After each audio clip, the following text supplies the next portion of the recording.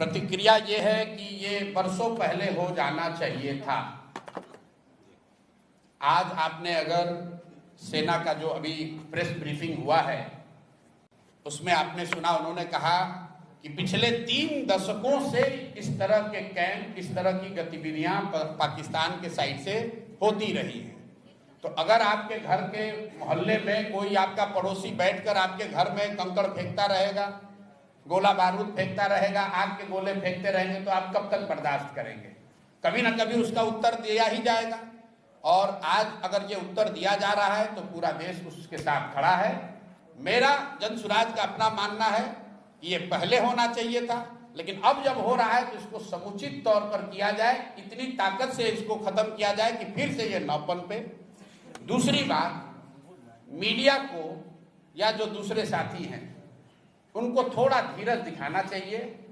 लड़ने का काम, देश की सुरक्षा का काम विशेषज्ञों को, सेना के वीरों के लिए छोड़ देना चाहिए।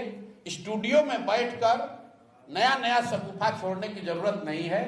अगर आप मैच्योर्ड कंट्री हैं, एक गंभीर व्यक्ति हैं, एक बड़े राष्ट्र के नागरिक हैं, देश से प्यार करते हैं, तो सेना को अपना काम करने दीजिए, विशेषज्ञों को इसकी व्यवस्था करने दीजिए। आप और हमसे आपसे अपेक्षा ये है कि हम लोग पूरी तरीके से अपने प्रार्थनाओं में, अपनी दुआओं में, अपनी भावनाओं में, अपने कार्यशैली में सेना के प्रति, और जो सेना के साथ जो साथी इसमें जुड़े हुए हैं, जो इस काम को कर रहे हैं, हम लोग उनके साथ खड़े रहें। इसका मजाक न बनाएं, इसको टीआरपी बढ़ाने का जरिया न बनाएं। ये गंभीर मामला है। और हम लोग अंतिम बात इसमें ये कहना चाहते हैं कि जनसुराज परिवार की ओर से हम लोग इस बात के लिए प्रार्थना करते हैं कि कोई भी भारतीय नागरिक, कोई भी जवान उस हताहत न हो, भगवान न करे किसी के साथ कोई दुर्घटना न हो। आपके हमारे लिए ये कहना बहुत आसान है कि फलाना आदमी, इतने लोग शहीद हो गए। आपके लिए वो कहानी हो सकती है, किसी के लिए वो परिवार है, किसी के लिए वो जिंदगी है।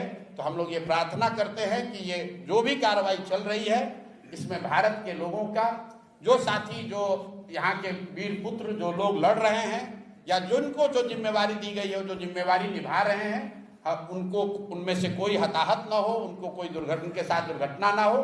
बाकी जो कुछ भी जिम्मेवारी नागरिक होने के नाते हम लोग पर होगी, जो सरकार और सदन तय करेगी, हम लोग सब उसमें साथ खड़े रहेंगे।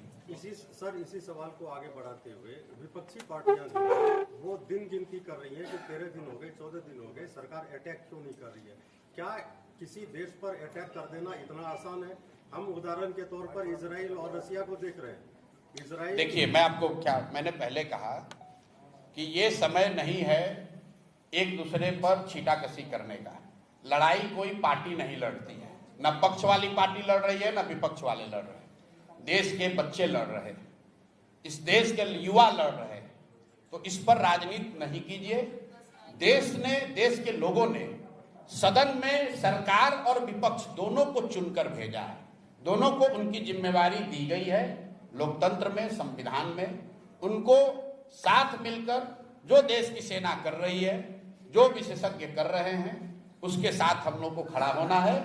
उनको ऑपरेशनल फ्रीडम है, जैसा कि हम लोग प्रेस से पढ़ रहे हैं, लेकिन जो राजनीतिक नेतृत्व है वो तो देश की सरकार को ही करना है। जब इंदिरा जी थी तब कांग्रेस की सरकार थी, तब भी सब लोग साथ खड़े थे। आज भाजपा की सरकार है, तब भी साथ खड़े सब होंगे। और जब देश का मामला होगा, सरकार किसी की हो, लोग देश के साथ खड़े हैं, किसी नेता और दल के साथ नहीं खड़े हैं। इसलिए देश के साथ खड़े होइए, वो मोमेंट है। और मुझे कहने की जरूरत नहीं है, देश अपने आप, हर वो व्यक्ति जो इस मिट्टी से प्रेम करता है, इस देश से प्रेम करता है, वो अपने आप खड़ा होगा।